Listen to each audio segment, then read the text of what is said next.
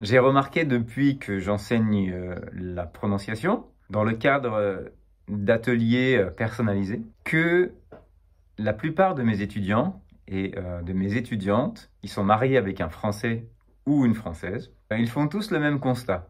Et ils me disent quasiment tous et toutes la même chose.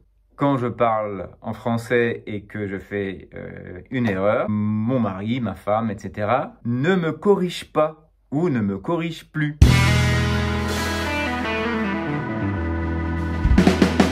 Au début, oui, il essayait de me corriger, mais maintenant, c'est terminé. C'est pareil avec les enfants. Mais maman, on ne prononce pas comme ça. Maintenant, mes enfants, ils en ont marre. Au travail, eh bien, on s'est aussi habitué. Au début, eh bien, on corrige un petit peu son collègue pendant les réunions, pendant la pause café, etc.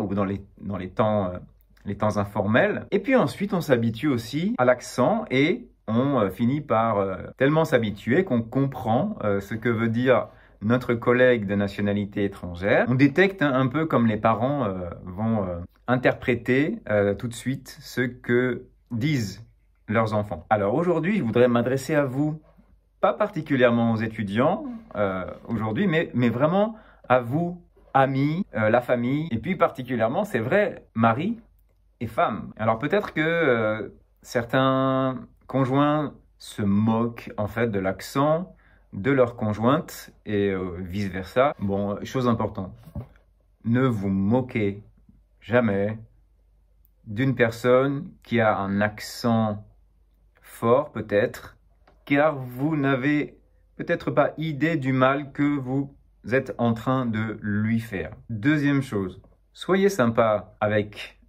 lui, avec elle, surtout s'il vous demande de les reprendre. Alors je sais, c'est pas votre boulot. Vous n'êtes pas spécialisé dans la correction phonétique, mais je peux vous donner 2-3 astuces. Par exemple, votre femme, votre collègue de travail, votre ami vous dit « Bah alors, tout va bien ?» au lieu de vous dire « Tu vas bien ».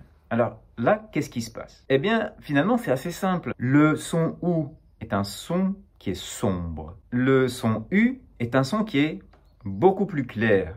Votre collègue, votre femme, votre mari, etc. n'entendent pas ce son. Ils sont sourds à ce son. Donc le but, c'est de les aider à entendre ce son qu'ils n'arrivent pas encore à entendre. Alors, qu'est-ce que vous pouvez faire?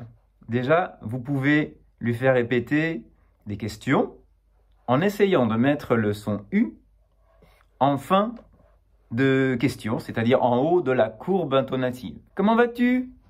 Comment vas-tu? Ou bien, tu l'as su? Tu l'as su? Tu l'as vu? Tu l'as vu? Alors là, essayez avec tu l'as vu. Peut-être que vous allez d'un seul coup entendre tu l'avoues, tu l'avoues. Pourquoi? Très simple, car la consonne V est une consonne sombre également. Donc, sombre, eh bien, le V va vous faire partir le U dans le côté sombre. Le côté sombre. Trêve de plaisanterie. Une autre chose, vous pouvez accélérer votre débit de parole en lui disant « Comment vas-tu? Comment vas-tu? Comment vas-tu? Comment vas-tu »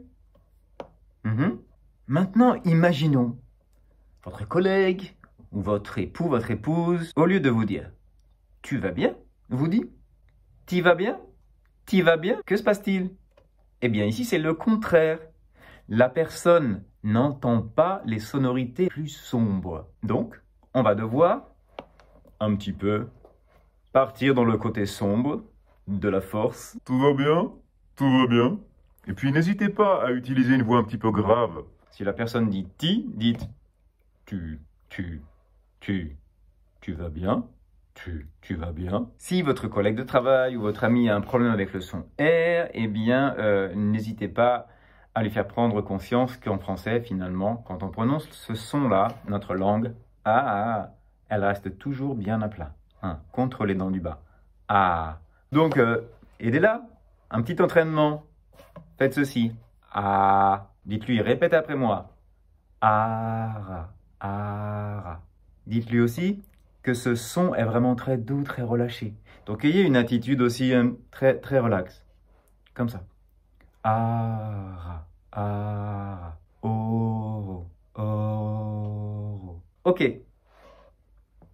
Si une personne vous dit pratique, c'est pratique. Alors, faites-lui remarquer, langue bien à plat, ah, et essayez ceci. C'est pratique.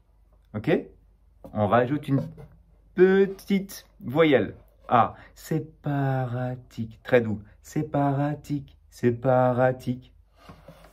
Vous verrez, ça marche aussi. Prendre des cours de correction phonétique, c'est un investissement en temps et en argent.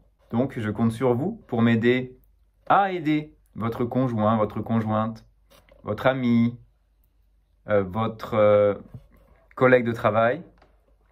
On fait équipe tous ensemble pour aider une personne à mieux prononcer le français. Moralité, travaillons ensemble pour aider votre époux, votre épouse, votre partenaire, votre conjoint, votre conjointe, votre ami, votre collègue de travail, votre papa, votre maman, à bien prononcer le français.